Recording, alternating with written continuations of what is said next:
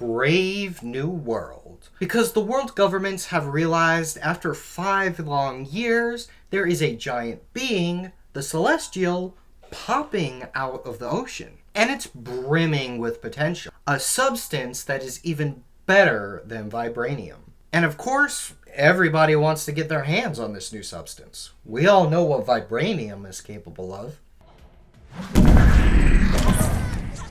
Some of them are even willing to go to war over it. So obviously, the best man to lead a peace deal for all of these countries is the patient, arrest them, rational, and if we come to a decision you don't like, then you retire. Understanding.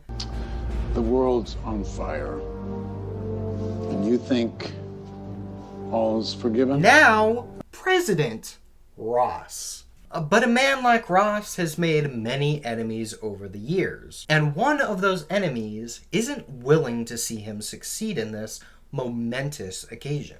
So our villain of the hour, the screen slaver, develops mind control via flashing lights in order to set up an assassination attempt on everyone attending this peace meeting, using the random Joes there. Why he didn't just use his mind control to control Ross, or control the leaders that are there, or even Captain Falcon once he started getting in the screen slaver's way, I will never know. I will also never know why he decided to use a friend of Captain Falcon in order to carry out this assassination attempt. Because once Sam's friend is framed, he makes it his duty to figure out what the heck happened here and clear his friend's good name. But when you're going on a spy mission to figure out the deeper conspiracies of the agency you're working for, you're going to need a few friends. And just like Captain America before him, Captain Falcon gets a little help from his friends. The new Falcon, which is sporting Captain Falcon's old wingsuit and is slowly learning how to use it effectively. The dynamic between these two is probably the best part of the movie, and I really wouldn't be too upset seeing them together in the future. There is potential here, unlike in The Replacement Widow, because everybody knows how popular Black Widow was. Our knockoff Widow is doing her own separate investigation into the incident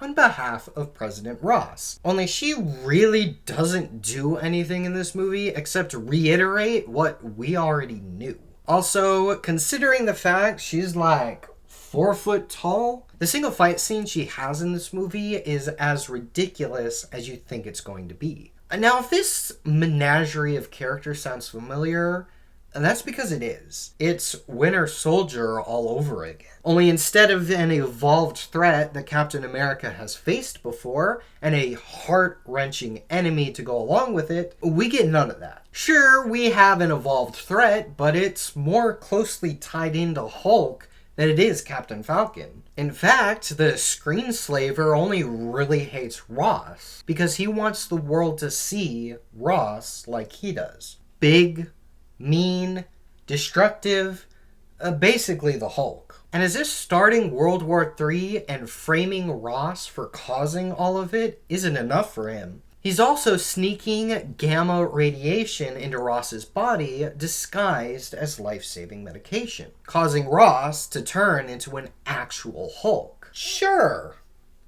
why not? At the end of the day, there isn't a whole lot to say about this movie. It's standard Marvel movie fare at this point. Nostalgia bait, shoving new characters into old molds, even if those molds don't match the current characters. Recycling the same old ideas, but in much, much worse ways. This particular movie taking a lot from The Winter Soldier. And this one is just a big meh of a Marvel movie. No more and no less.